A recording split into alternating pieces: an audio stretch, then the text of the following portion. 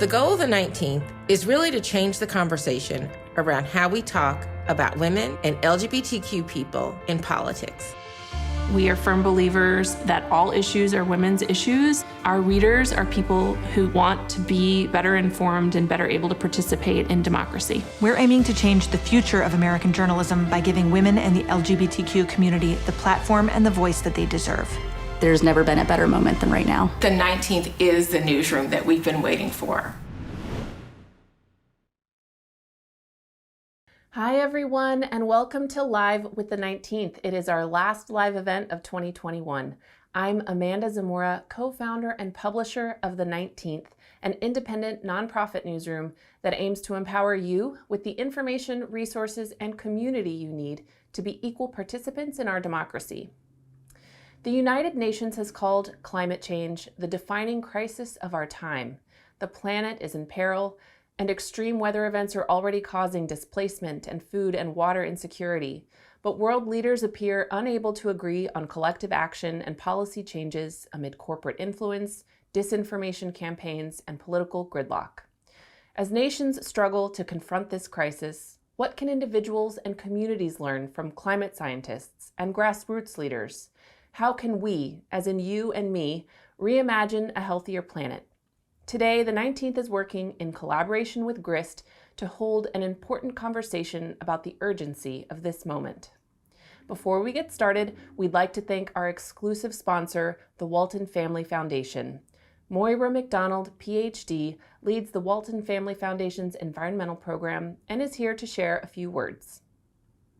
Good afternoon. My name is Moira McDonald, and I lead the environment program at the Walton Family Foundation. On behalf of our board and our staff, I want to thank you all for joining today's discussion. Studies show that more than 85% of the global population is feeling the impacts of climate change, whether it's droughts or floods, megastorms or wildfires. Most people experience the realities of climate change most clearly and most concretely through water. At the Walton Family Foundation, we believe that the people closest to the problem are also the ones that are closest to the solution. So when it comes to protecting and conserving water resources during climate change, we focus our efforts on supporting the people and communities who are doing the hard work of finding solutions that allow nature and people to thrive together. We believe that despite the challenges of climate change, there are still practical reasons to be hopeful and to take action. That's why we're so happy to support the 19th and this kind of dialogue that brings people together for solutions and for action. Thank you again for joining today. A quick reminder that while sponsors and donors help to keep Live with the 19th free for viewers like you to attend, they play no part in the programming of our events. As our conversation kicks off, we hope you'll share what resonates with you on social media using the hashtag #the19thlive. And if you haven't yet subscribed to our free newsletter, you can do that now at 19thnews.org/subscribe, where you'll find out about upcoming 19th News events, read our journalism, and more. Now, I'm delighted to introduce our distinguished panel. Katharine Coleman Flowers is a MacArthur grant-winning activist and founder of the Center for Rural Enterprise and Environmental Justice, which is dedicated to improving access to clean air, water, and soil in marginalized communities. She's also the author of Waste, One Woman's Fight Against America's Dirty Secret. Dr. Katharine Hayhoe is Chief Scientist for the Nature Conservatory. She is the author of Saving Us, a climate scientist's case for hope and healing in a divided world, as well as the writer and producer of PBS Digital Studios' Global Weirding, Climate, Politics, and Religion series.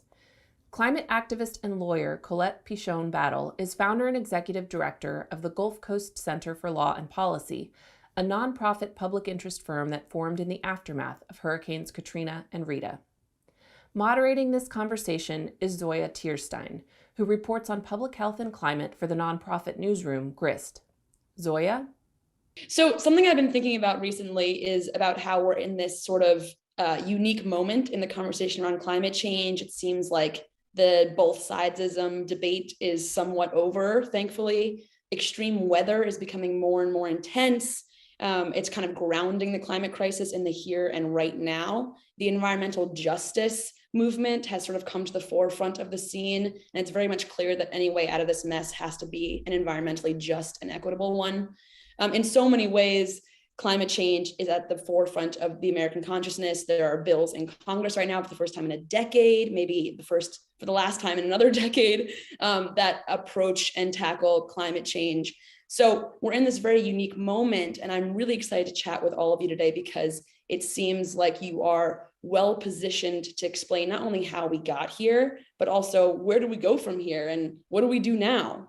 So I think the first thing I really want to ask all of you, and this is a question for the whole group, and we'll get into specific questions after, is what are the title of this panel is what are we doing to confront the climate crisis, confronting the climate crisis. So I'm curious, what are each of you doing through the course of your work to confront the climate crisis? And if no one wants to jump in first, maybe Katharine with a C, would you mind going first? Well, thank you. Well, first of all, I think that's a very good question. What am I doing to confront the climate crisis? First of all, I am having conversations with people to help them understand why we're in this crisis and what we can do about it. I think that we have to do more than just talk about the climate crisis, but we have to talk about actions. And we're also engaged in terms of environmental justice in making certain that as we talk about mediation, that frontline communities are at the forefront of any solutions that are put forward because they're already and have been dealing with climate issues for quite some time. So those are some of the things that I'm doing, and even looking on the private sector to see what other kinds of climate solutions are available and making sure that those communities, again, that have been left behind and overburdened and under-resourced get the opportunity to be able to mediate the situations in their communities and build resilience. Maybe Colette, if you don't mind going next. I do not mind following Ms. Katharine Flowers. And I would agree with everything that she said. I think, what I've been doing to confront the climate crisis, it requires just an understanding of what I think the root of the climate crisis is. And, it's one thing to recycle and change, how I live my life and try to live a more values-based life on this planet. Saying no to plastic water bottles that are offered to me, or making sure that, I'm not contributing to waste in the harmful ways that Americans contribute to waste. But it's bigger than that. It's, in my opinion, it's really about our democratic or our political system. And it's about the economic system that is driving it or that is parallel to it. And so one of the things that I've been doing to confront the climate crisis is really to build democracy at the community level from the ground up. We don't even know what it is to make decisions for ourselves, to participate in things that are going to impact us for generations. And so it's time now to connect folks, recreate and build networks that practice democracy so that we have the ability to govern ourselves, not just because we need a new standard of governance, which we do, because this is ridiculous what we're dealing with now, but because in places like the Gulf South, we are left to govern ourselves for days on end, disaster after disaster after disaster. And that governance includes how we recover. It includes how we plan for what's coming next. It also includes how we distribute and collect and distribute resources. And so these are all part of not just how we practice democracy, but how we build an alternative economy and what it is to actually think about the management of our natural resources collectively. And so one of the things we've done over and over again here in the Gulf South is develop these community controlled funds that are controlled by the community and they're distributed by the community, but they go to the things that the community on the front line wants those dollars, resources, and or other supports to go to. These are, it doesn't sound like this is the carbon emissions reduction that we're always looking for, but it is getting to the root of the problem. And this is where I've been spending a lot of my time. Well, I love this question. It's such an unusual question to start with, but it's such a good one. What are we doing personally? And I loved hearing the answers of my co-panelists too. So first and most obviously, I am a climate scientist because of my concern about the climate crisis. I was quite literally planning to be an astrophysicist. I was almost finished my undergraduate degree. I was already planning to move on to graduate school. I was already doing research about galaxies clustering around quasars, which is really cool, when I took a class that showed me that the climate crisis is not only an environmental issue. Of course it is, but it is also an issue of our food and our health and the economy and our security. It is most of all a justice issue. It disproportionately affects those who have done the very least to contribute to the problem. And so realizing that, and realizing that I serendipitously, so to speak, had the exact skill set that you needed to develop the information that people need to plan for the future. High resolution climate modeling is my field. That's what led me to become a climate scientist. So I looked at the intersection, as we all do, between what am I good at, what is my skill set, what am I interested in, and where are the gaps that need to be filled. And today I work with people who have expertise in public relations and communication, who have expertise in law or social movements or business or medicine or architecture. Each of us has something unique to bring to the table and something unique to contribute to this. I also, of course, take action in my personal life. Nobody likes a hypocrite, least of all ourselves. And so I love the fact that I have a plug-in car, so during COVID, I didn't have to go to the gas station very much. I love the fact that we've got solar panels. I've changed our family's diet. I do most of my events virtually. But all of that just focuses on my carbon footprint. And even if each of us did everything we could to cut our carbon footprint, that would not tackle the systemic causes of this problem. How do we tackle those systemic causes? By doing what each of the other panelists said, which is using our voice to advocate for change at every level. Using our voice to advocate for better governance, for better preparedness, for more equity, for cleaner sources of energy, for not being so wasteful with the resources we have, for watching out for those who are already marginalized or vulnerable, who are most impacted as climate change supersizes our extreme weather events. Using our voice is something that every single one of us can do, and it's the catalyst for action. Because how can we act together unless we use our voice to communicate with others why it matters and what we can do to fix it? So probably the most important thing that I do to act on the climate crisis is I talk about this non-stop. I talk about it on social media. I give dozens, even over 100 virtual talks a year. I just finished writing a book about how each of us can talk about climate change. I do a YouTube series. I just joined TikTok. Not sure how that's going yet, I'll let you know. But I do everything I can to talk about why this matters and how every single one of us has a role to play in fixing it. Katharine with a K, let's stay with you. I have a question for you about hope. So you are known as a hopeful climate scientist. And I have to admit that I have not been feeling too hopeful myself lately. There was a major climate summit in Scotland not long ago, less than a month ago. Major nations, the world's most developed countries, are not mostly on track to meet the goals outlined in the Paris Agreement. A lot of nations are just not doing enough. The US is not necessarily doing enough yet. So are you still hopeful? And if so, why? Well, what gives you hope is the most frequent question I'm asked. And that's really the reason why I wrote my book, is to answer that question. But we have to start off with what is the definition of hope? Because often people have a very visceral, even negative reaction to that word. They say, how can you have any hope? The outlook is so dire. And it is. I'm a scientist. I know how bad it is. I spend every day looking at how bad it is.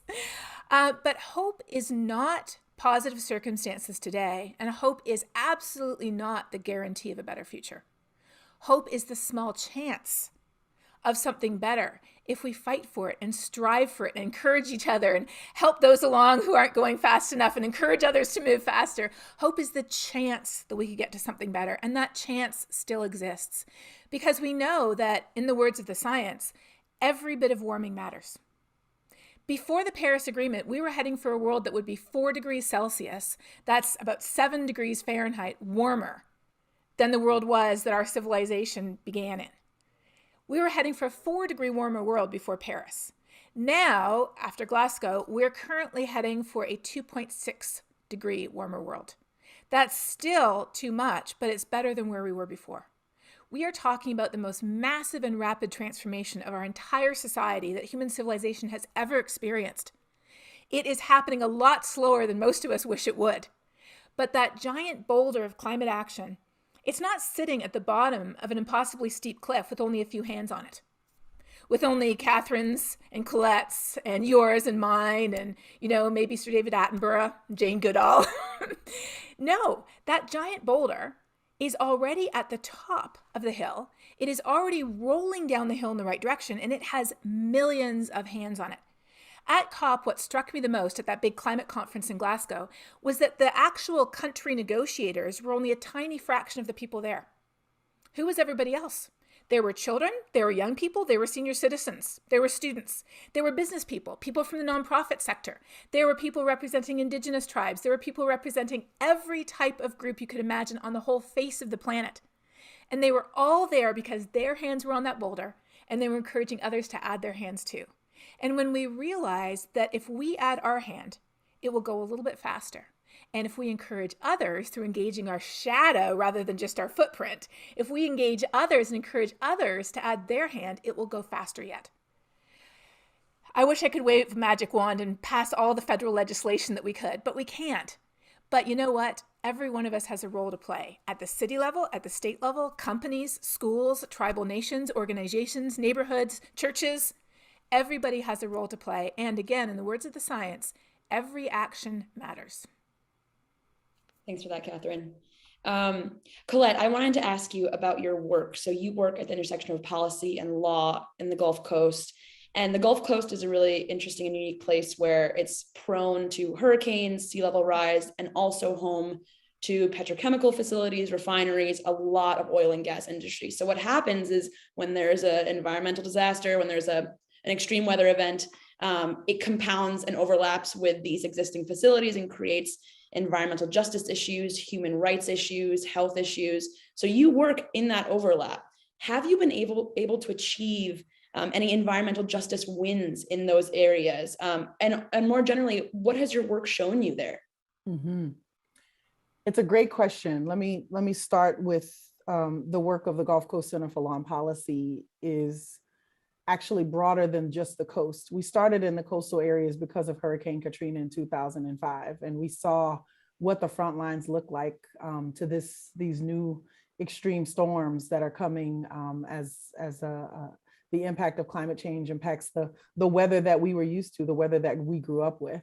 What we also started to notice was extreme temperatures in the north of the state. A lot of our agriculture being impacted by floods coming down the Mississippi River because of floods happening in the Midwest. So we call the region the Gulf South because it is the entirety of the states, the entirety of Texas, Louisiana, Mississippi, Alabama, Florida, and Puerto Rico. For us equal the Gulf South states. And those states are not just, the best states in the union, but they're also where we see, as you mentioned, Zoya, the petrochemical companies. It's also where we see the largest prisons. It's where we see the worst schools. It's where we see the worst access to healthcare. It's where we see the least affordable housing. We see the highest energy burden. We see all of these things in the South because what we're dealing with is not just a new climate reality. We're dealing with an old and very calculated colonial history and present, to be quite honest about it. We're still dealing with the legacy of the beginning of this country and all of the wrongs that started where we are now. The petrochemical companies that get flooded in the more extreme weather that comes with warmer temperatures and a changing climate are on the same places where the plantations were. They are on the exact same sites where the plantations were, right on the river. This is not an accident. This is because these economies are rooted in the same philosophy of extraction. When you can no longer extract the value out of the people, extract the value out of the land. And that is what is happening, and that's what we're seeing. I don't work in environmental justice. I do depend on Ms. Katharine and Dr. Wright and Dr. Bullard and other folks like that who are teaching me what it is to every day have an environmental justice issue, not during storms, but every day wonder what kind of air you're breathing, what kind of water you're drinking, what kind of plants, what's in your plants because the soil is so tainted. The environmental injustices happen before the storms, but the storms certainly make that environmental injustice concern a much more grave and dangerous reality. We are seeing after every storm facilities that have on a daily basis poison the air, the water, and the soil now be flooded They have explosions, they have releases, and some of these refineries and facilities are releasing very toxic things into the air. After Hurricane Laura in 2020, there was a notice that went across the state that said shelter in place. There's a toxic plume of poisonous cloud above you because that storm. And imagine you're being told to shelter in place when there's no electricity. It's August in Louisiana. You know what that is? Shut your windows, shut your doors, shelter in place in 100-degree heat. This is what we call a recipe for disaster. I think the wins for us have been that people are rising up. It's not just the Black communities that are 80 times more likely to be next to the facilities, or the poor communities that are 100 times more likely to be next to these communities that are rising up. We're starting to see people ask questions about, why is this the industry that Louisiana, the Gulf South, Texas, why do we keep choosing the things that harm us when there are alternatives out here and we could be investing in the things that help us sustain ourselves? So I think the win is Gulf South for a Green New Deal, a 5-state, 1-territory process that's really building movement and momentum toward climate action at the state and municipal level. It's Southern Communities for a Green New Deal, the 13 states that we've got mobilizing around climate action to get a national block moving at the federal level. It's the Red, Black, and Green New Deal that we helped to architect with the Movement for Black Lives to get more Black people to understand that climate is about Black lives. This is the win. The win is that more people are seeing that this is not an issue about polar bears, although it's about polar bears. It's not an issue about trees, although it's about trees, but this is about our lives and how we make it to the next phase of this. So I think the win is people waking up, is people standing up, is people speaking up.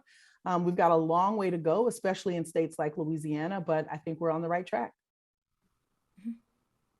Katharine Flowers, I wanted to ask you a question about public health. I cover public health for Grist. I talk to a lot of doctors who are concerned that the health impacts of climate change, and this is the health impacts of flooding, extreme heat, other disasters, even the mental impacts of those things are really affecting Americans more than they might realize. And I'm wondering if you've seen those impacts, and if you can talk about them a little bit. How does climate change impact public health, and are those impacts spread through the population evenly or equally? Well, that's a very good question. At least at the intersection where I sit, I deal with sanitation. And sanitation is an issue that's impacted by all the things that you mentioned that are related to climate change, whether it's floods, whether it's drought, because the way we treat our wastewater determines really the health of the community. And I've had the opportunity through my organization, the Center for Rural Enterprise and Environmental Justice, to actually partner with Baylor's National School of Tropical Medicine and to do a study that that really was released in 2017, where we saw evidence of hookworm and other tropical parasites in Alabama. And there's another study now that is being peer reviewed that includes 5 states. Some of us that are a part of this conversation represent each one of the, come from each one of those states. But it just shows that in these places, we're starting to see more and more tropical parasites. And I believe as the climate changes, we're going to see things living in places that couldn't have lived there before because it's so warm. I've even been contacted by veterinarians from Alaska that are telling me that they're seeing hookworm in dogs there. So those are the kinds of things that are, I think the evidence speaks for itself, that the climate is in fact changing, it is warming, and these kinds of things that we may not have been accustomed to seeing here in the US, in colder areas in the past, we will see more of that. I also believe, and I'm not a scientist, but I believe that things like COVID, it's just the beginning of what we're going to suffer with, because a lot of the things that have been frozen and a lot of these diseases that have been contained in ice will eventually be out here for the world to deal with. And we see how we're having such a hard time dealing with COVID, that there will be other COVID-like illnesses to come that we have to be prepared to deal with. And as we look at these calamities that are taking place, even when Colette talked about people having this shelter in place and having the plume, above them, just imagine having the shelter in place and there's COVID. Because a lot of people had to shelter in place during Ida. Whenever people don't understand how big these storms are. So when the storm comes ashore in Louisiana, we're on the east, I'm in Alabama, we're on the east side of the storm. When we're on the east side of the storm, we have impacts from the storm too. It could be very well be storm surge. It could be lots of rain that ends up in these areas. And we have to be concerned about flash floods. There have been a number of people that have died even recently because of deluges of rain and flash floods. So I think that what we're going to see is more and more parasites that normally don't live in these areas that can cause disease increase. And if we don't do something about it, and we already see that one of the things that COVID has taught us is that our public health system is in shambles. And if people get to the point where they feel like they can't take the precautions to protect everybody else because of what politicians are saying that they support, then we're in trouble. So as I'm happy to say, though, that there are conversations that are taking place with doctors. This morning, I had a seminar with people at Baylor's National School of Tropical Medicine, and I'm glad to see that there are people that are coming together to talk about the public health impacts of climate change. Because I think if we can't reach people any other way, they need to understand how it would impact their health if we don't make a difference and change. Right. Yeah. The climate impacts of the health impacts of climate change are so varied. It's not just, what you would think of like extreme heat. I wrote about a tick from, I think, originated in Texas that can make you allergic to red meat, the Lone Star tick. There's, all kinds of sort of like sci-fi-esque impacts out there. And I think that we're maybe just starting to grasp the extent of how all these things are going to fundamentally change our world. So thank you for that answer. That was great. I wanted to ask, there was a question from the audience that basically wants to know how climate change became so politicized. And the question, I think, said something like, our lives depend on this issue getting fixed. So why is there so much tension around fixing it? I want to start with Katharine Hayhoe and see whether you have something to say about that. But this question is open to all of you. How did this issue become so politicized? What happened? Well, I'm just laughing when you say that because that is my life.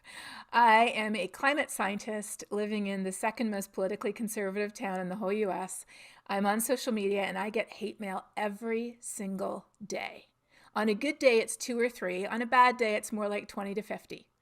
And before I block anyone on social media or before I, throw the letter in the trash, I look to see who would wake up in the morning and just decide to hate on somebody that they'd never met before just because they're a scientist telling you what science says. And I can tell you without exception, every single time, their rejection of the science is part of a toxic stew of issues. Vaccine denial, anti-mask, very, very right-wing politics. The president didn't win the election. And climate denial is just a part of that stew of identity issues. So when did climate change join that stew? Sometime in the last 20 years. That is how recent this polarization is. We scientists have known that digging up and burning coal back then, and then gas and oil, releases heat-trapping gases that are building up in the atmosphere, wrapping an extra blanket on the planet, since the 1850s. We were so worried about the impacts on human civilization that scientists formally warned a US president of the risks of climate change and the need for action in 1965. As late as the late 1990s, Republicans and Democrats were completely on the same page about climate change. They weren't nearly as worried as they should be, but they mostly agreed, sure, it was real. And then what happened? The science didn't change. What happened was the impacts started to become obvious. Rather than being far away in time or space, they started to happen here and now. Record hot summers, extended droughts, larger wildfires, bigger hurricanes. And then people started to say, we need to do something about it. Well, what does climate action look like? In a nutshell, 90 corporations, including some of the ones that Colette was talking about, 90 corporations are responsible for 2/3 of carbon emissions since the dawn of the industrial era. And some of them decided it's a lot more affordable for us to cast some doubt on this issue. You scientists aren't really sure. You should really study it some more. Maybe you're in it for the money. You're just trying to line your own pockets with this. And so they deliberately started to introduce doubt through think tanks, through op-eds, through media campaigns, through contributing significantly to political campaigns as well, to muddy the waters. Their goal is not to get everybody to reject climate action. Their goal is just to cause enough uncertainty that nothing happens. And all of this has arisen in the last 20 years. So that's why just telling people more science isn't going to fix the problem. We have to tackle the real issues, which are psychological distance. People don't think it matters to them here and now in ways that are relevant, and solution aversion. People don't think there's any solution that we can do that will leave us better off than we were before. Well, it turns out it's exactly the opposite. Climate change is here. It is now. It is affecting us today, and climate solutions give us immediate benefits. Cleaner air, cleaner water, a more just and equitable society, more jobs, a healthier economy. Oh, and they cut carbon too in the future. Do either of you want to respond to that as well? Well, I'd just like to quickly jump in and say that I think the cause for this is really, I think Colette talked about it earlier in terms of this unjust economic system that we have. And it's about money, where profit is put over people. Mm-hmm. And that's the reason why we're where we are. And I think that in terms of the divisions that exist, Katharine with the K explained it, I think very succinctly in terms of there are people that it's within their political and economic interests to muddy the waters because they're trying to make more profit, and they care more about profit than they care about people. But those of us that are engaged and involved are concerned not only about ourselves, but in my case, I'm concerned about my 5-year-old grandson, and I'm concerned about those 7 generations that's coming after me. So we have to do whatever it is that we need to do. And coming from the dirty South, especially being here in Alabama, I'm seeing that there's hope. There's glimmers of hope. I was contacted recently by a friend who told me that there was an announcement about an electric vehicle that is going to become available next year. And there were, in this town in Alabama, there were 7,000 orders for that vehicle. I mean, this is a town where people don't even believe that, won't acknowledge anyway, because they don't want to get into arguments with folk that climate change is real. But the fact that, and we just celebrated that small victory, that they want to switch to electric vehicles in a place where the wealthiest people in this state are fossil fuel barons. So I think that there's a lot of hope, despite the fact that there are divisions, and we got to continue to have these conversations. Yeah, I totally agree with that. And I would just add in on Katharine Hayhoe's comment about the doubt that was introduced wasn't specifically to convince people that climate change wasn't real. It was just to get enough chaos to spin the wheel so that nothing gets done. And if I add on to that same sentence, I would say, so that nothing gets done until the fossil fuel and extractive corporations get their last ounce of profit out of the planet, because we're dealing with a fossil fuel industry that is absolutely on the decline. Everyone knows it. Renewable energy is absolutely on the increase. Everybody knows it.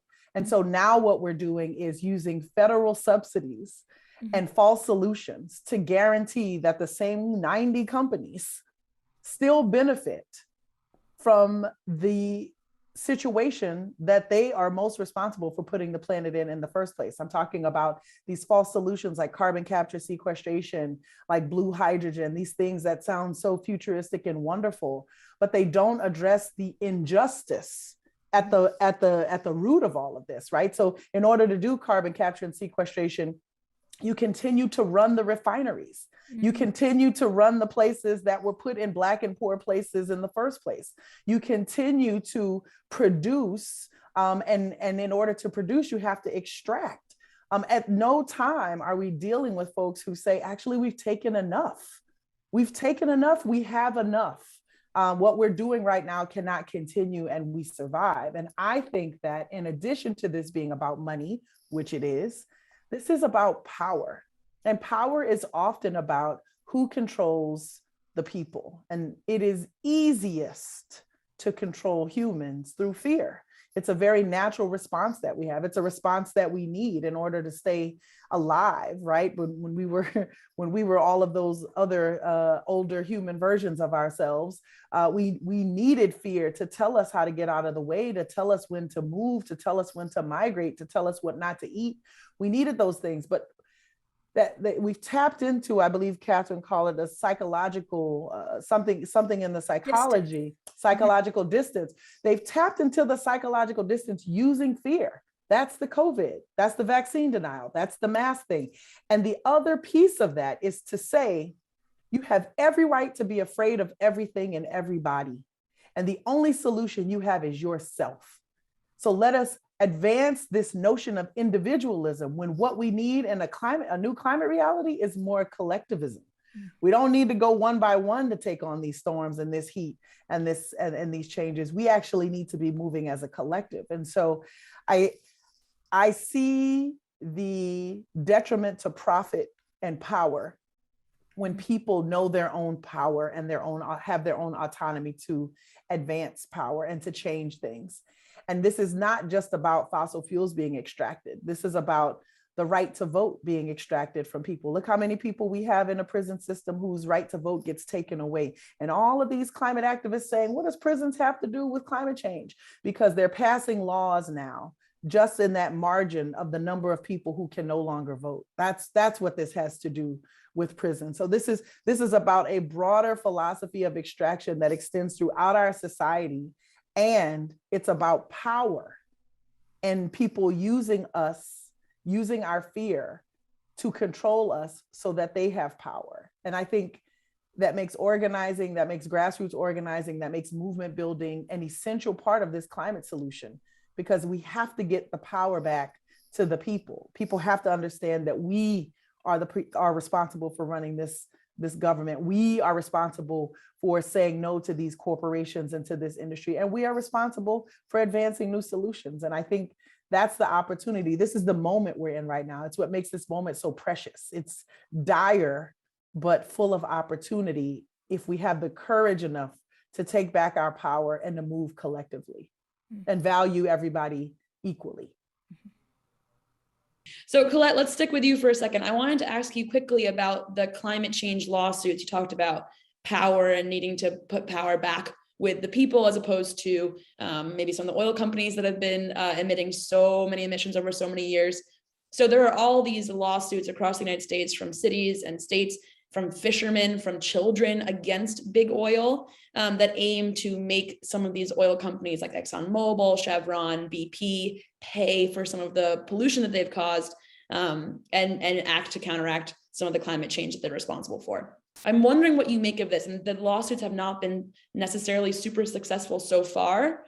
But do you think that, law is a tool that can be used to sort of rein in these oil companies and change the status quo? 100%. But it's because I believe laws can be and are used to shape our society. If what we want is a better society, then we can use the regulations and the laws that we have on the books to get to that. I think the interesting thing about the legal question and litigation is that many of these oil companies are breaking the law. They're breaking state law, they're breaking federal law, they're breaking international law, they're breaking moral law. And this law is not something that is, it doesn't stay still. It never has. If you think about the laws of our society, laws change. And we need those lawsuits to be filed, not because they're going to win, but because they start changing the conversation in the law schools, in the law reviews, in the court systems. At some point, people have to be exposed to this. Most lawsuits never win at first. Look at tobacco, look at civil rights. These are not things that had successful runs when they first started. But eventually, and especially when people started paying attention to truth and humanity, this is when we start seeing success in the lawsuits. There's the lawsuits that have been filed by future generations. And this is adding in to what we're seeing around the planet. Children who are suing because their right to live and exist has been harmed by fossil fuel companies who, as Katharine Hayhoe mentioned, have known for generations that they were destroying the planet. This is tobacco one more time. This is slavery one more time. They knew very well what was going to happen. And now they need the courts to protect them. But the courts only hold so long. New laws get made. New standards get set. New conversations begin to happen. And these pieces of litigation are essential for shifting our society and shifting the regulations of our society. I'm excited to see not just the litigation against the fossil fuel companies, but to also see lawyers start stepping up, because they're changing state laws now to say it's illegal to protest the pipeline. It's illegal to protest for climate solutions. It's illegal to stand up for water. So now we have our elders in jail, our indigenous water protectors in jail, because they're standing up. So those are lawsuits too. And the litigation that's happening there is to challenge the constitutionality of people standing up for the earth and all of the natural resources that we own and share collectively. I think it's an essential part of change. But as I will say with policy, law follows movement. And so I would say it is a service to the movement that we're seeing on the ground. These pieces of litigation and even some of the creative defenses that we're starting to see come into the courts now, it's because there's a movement afoot. And the movement isn't just about reducing CO2 emissions, it's about saving the people and the planet. It's a powerful movement rooted in justice. And I think the courts have a role to play in that. Thanks for that. So I've been pretty down on the Biden administration in this conversation so far. I've been pretty skeptical that some of the bills that are in Congress right now are going to pass. However, the Biden administration has done and has taken some significant steps towards righting some of the environmental wrongs that were done during the past administration, the previous administration. There's a lot of movement underway in terms of conversations about tackling the climate crisis. So I'm wondering if we can start with Katharine with a C. Do you feel hopeful, and also what signs do you see that the Biden administration, signs or maybe no signs, that the Biden administration is taking climate change seriously and wants to do something about it?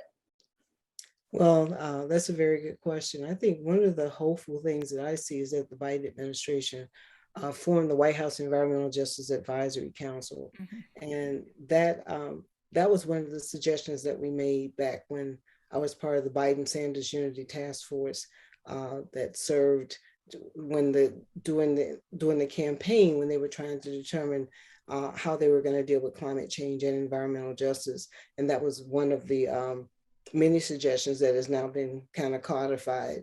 And the interesting thing about the WEJAC is that there are representatives that represent different constituencies throughout the United States as it relates to environmental justice, whether they're indigenous communities in Alaska, in Colorado, people from Puerto Rico, different communities, Flint, Michigan. There are all kinds of representation that is there, and people have been very vocal. People like my colleagues from the South, like Dr. Wright, Dr. Beverly Wright, who are very outspoken, Peggy Shepard from New York and WEAC, that are helping to write, that first of all have written the interim guidance for Justice 40. Justice 40 means that with this last bill that was passed, that 40% of the benefits have to go to those communities that were overburdened and under-resourced, and these are environmental justice communities, even coming down to putting together that we're developing the first ever screening tool that would be an environmental and climate justice screening tool that will determine which communities will receive the funding, and also a scorecard. And this scorecard is going to see where the money is going, because oftentimes what I've seen happen over and over again, whenever there's well-intentioned things that happen, there's people that come and set up shop and then put in place these false solutions, or put in place infrastructure that is not going to last no longer than when the media is gone, and then the people are left in the same situation. So I do feel that there is hope.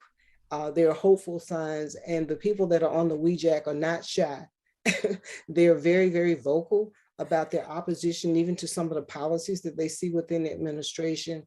And I think they're being heard, and we just have to continue to speak for people in the community. And also there are opportunities for those that that are not a part of the WEJAC to actually give comments, and whether they're written or comments that where they're actually participating in the meetings.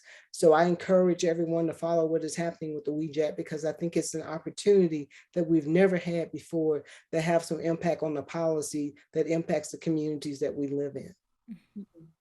And Katharine with a K, I wanted to ask you as well, what signs of progress do you see at the federal level? Well, for a long time, climate change was very much viewed as a siloed issue. So someone might say, well, I care about a healthy and robust economy, so I don't care about climate change. Somebody else might say, I care about gender equity, so climate change is not my thing. Somebody else might even say, well, social justice is where I'm focused, so climate change isn't so urgent for me. But climate change is not a separate bucket. It's the whole in every other bucket. There is no way to fix anything that is wrong, whether it's our crumbling infrastructure, whether it's a faltering economy, whether it's the issues of justice and equity that Katharine and Colette have spoken about so eloquently. We can't fix any of these issues if we leave climate change out of the picture, because it is the hole in the bucket. We have to patch that hole if we're going to fix anything else. And I feel like this administration gets that to a much larger extent than previous ones. And this administration gets the fact that it is a justice issue. Fundamentally, there are ethical and moral reasons to act, not only economic or practical reasons, though there's plenty of those as well. And on a personal note, I have to say that they have just about every great person that I know working for them. They have hired amazing people in all different areas. So not just in the Environmental Protection Agency, not in just the Environmental Justice Committee, but all throughout the administration. They have picked people who absolutely understand that climate change is, as the US military calls it, a threat multiplier. It takes every issue we're concerned about, whether it's housing, food, air quality, national security, and it makes it worse. And so we have to tackle it from that holistic perspective, because if not, we're never going to fix it. But I would say this, and this is really important. It's not only up to the federal government to save us. It's up to every single one of us to save ourselves.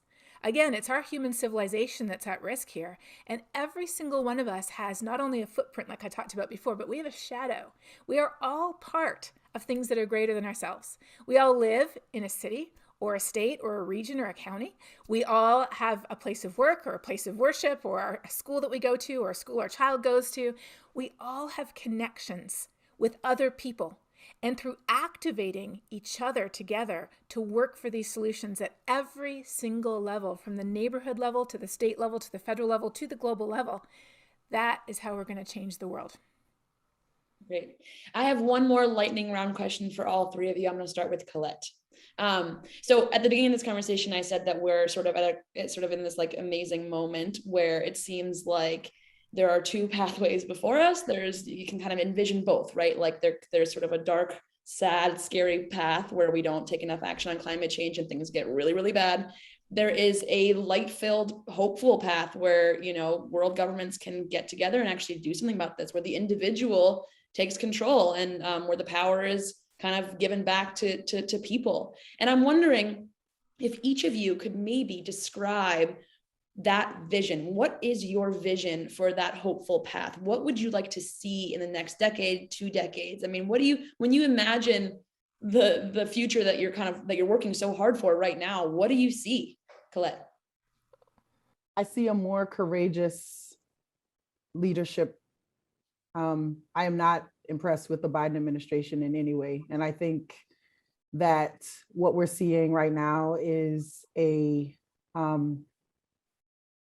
disrespect, I hope, just an ignorance and not something more sinister to the realities that we're facing in the US and that the rest of the planet is already facing. We have nothing near what we need to tackle this problem and to say that this administration is taking this seriously. We need more courageous leadership. And I envision a future where, regardless of what political party and regardless of what campaign dollars help to get you there, that standing up for the existence of the planet and the people on it is paramount and not something that can be compromised by dollars. I envision a future where we phase out the fossil fuel industry. We stop all public dollars going to fossil fuel infrastructure build outs right now, pipelines, railways, refineries, all of the things that go into building this dirty, nasty, poisonous, toxic stuff in our communities, and instead use every single dollar that we would invest in these new pieces of fossil fuel infrastructure and put them into renewable energy, to stop all federal subsidies to the fossil fuel companies and use them for restoration of our land and our water and our air. I envision a future where folks are able to actually access not just the healthcare that they need in an emergency, but the preventative and restorative health properties that we need to have healthier lives. If we had better food, we'd have healthier lives. If we have less pesticides, less mass agriculture produced food, we would have healthier lives, and we would stop blaming people for making poor individual decisions and instead start fixing some of these systems. I envision a democracy where everybody has the right to vote, where we value the voices of the people, where we move collectively and we move with the intention of sustainability and preserving and advancing humanity to its fullest potential. Well, I imagine, when I envision what the future could hold, or the future that I would like to see, I kind of reflect back on when I was a kid and I would go to Sunday school. And in Sunday school, we talked about a world where everyone was equal and just. And it was out of those visions where my parents and others were engaged and involved in the Lowndes County Freedom Organization, which was the original Black Panther Party in Lowndes County, Alabama. And it was very significant to voting rights history. And I grew up in an activist background with my parents, being extremely active. And I think they kind of propelled me into what I do today. But out of that vision, at that time, we talked about what we call, having brotherhood. And I'm probably the oldest one on this panel, so I can reflect back to, the Jetsons when I was a kid watching the Jetsons on television, and we didn't have. And if I think back, the Jetsons didn't have fossil fuel, and they were actually able to travel and do things. Some of the things that we're doing today, like using cell phones or having meetings and panels over Zoom. Those are the kinds of things that we imagine. But I also imagine that it's just and there's equitable access, where we can go to places in Lowndes County that don't have internet access now, and they will have it in the future, where people don't have to leave their family property to get decent housing because they don't have to live in mobile homes that they have to flee every time there's a storm, where people can go to the hospital or whatever if they need to go and get the kind of quality health care that they're supposed to get, that it won't happen like it happened to me, where I went to a doctor last year who was supposed to do surgery on me and cut the vein to my spleen right before we shut down for COVID.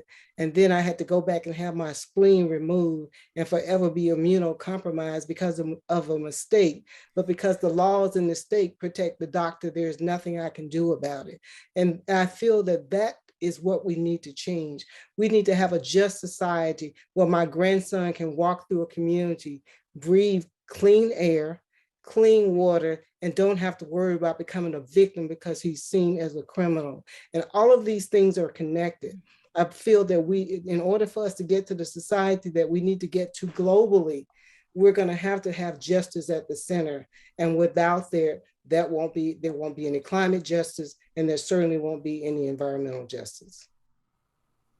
I envision a world that is green and thriving. Remember the first weeks of the pandemic when people were posting pictures of blue sky in some of the most polluted cities in the world, when they were posting pictures of wildlife roaming through the streets or the canals? A world where humans can live in harmony with nature, because nature protects our physical health. It filters our air and our water.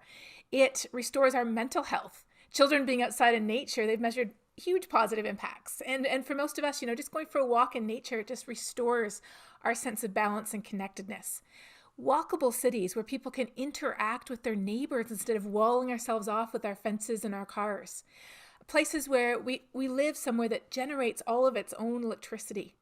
So we have homes that are resilient, that are suited to the climate that we're in, that generate all the resources that we need, where energy and electricity and food and clean water things that we take for granted that even in this country are not available to all, are just so freely available that nobody thinks twice about the basic essentials of life.